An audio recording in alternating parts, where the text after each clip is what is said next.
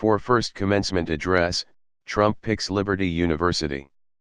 For his first commencement address as president, Donald Trump has picked Liberty University, the Christian school whose leader was among Trump's earliest and most vocal supporters. For his first commencement address as president, Donald Trump has picked Liberty University, the Christian school whose leader was among Trump's earliest and most vocal supporters. Trump's remarks Saturday on the Lynchburg, Virginia, campus will mark his first extended public appearance since he fired James Comey as FBI director this week.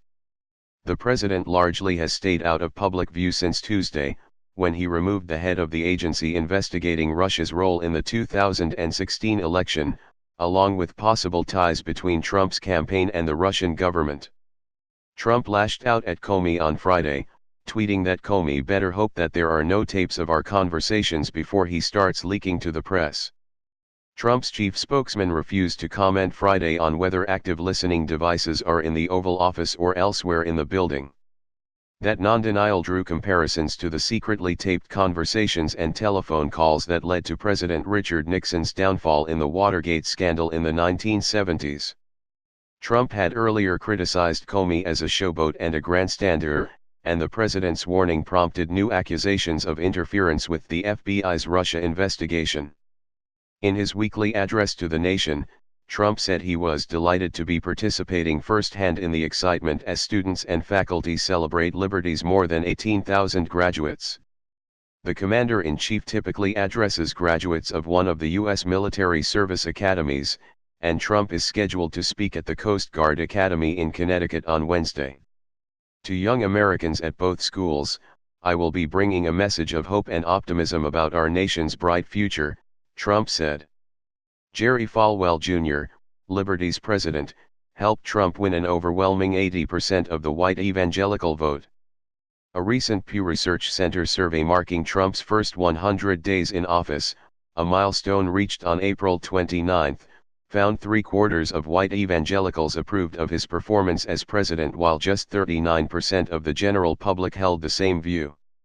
Christian conservatives have been overjoyed by Trump's appointment of Justice Neil Gorsuch to the Supreme Court, along with Trump's choice of socially conservative cabinet members and other officials, such as Charmaine Yost, a prominent anti-abortion activist named to the Department of Health and Human Services.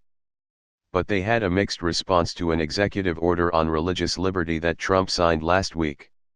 He directed the IRS to ease up on enforcing an already rarely enforced limit on partisan political activity by churches.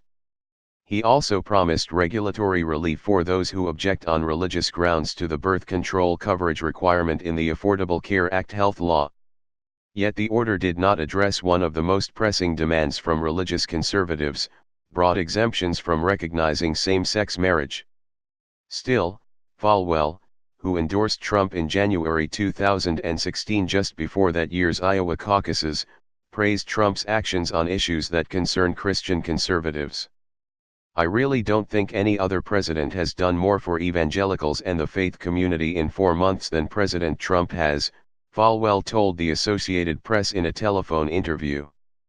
Falwell became a key surrogate and validator for the thrice-married Trump during the campaign, frequently traveling with Trump on the candidate's plane and appearing at events. Falwell often compared Trump to his later father, the conservative televangelist Jerry Falwell, and argued that while Trump wasn't the most religious candidate in the race, he was the man the country needed. Trump has spoken at Liberty University before. He courted Christians there in January 2016 with a speech that drew laughs from some in the audience when referred to one of the Bible's books as 2 Corinthians instead of the more common 2 Corinthians. In that speech, Trump promised, "We're going to protect Christianity, and I can say that. I don't have to be politically correct." Newly elected U.S. presidents often give their first commencement addresses at the University of Notre Dame, the country's best-known Roman Catholic school. Presidents Barack Obama, Jimmy Carter, Ronald Reagan, and George W. Bush did so during their first year in office. But this year, Vice President Mike Pence will speak at Notre Dame's graduation, becoming the first vice president to do so. Notre Dame spokesman Paul Brown declined to say whether Trump had been invited to the May 21 ceremony, saying it was against school policy to reveal who had turned down offers.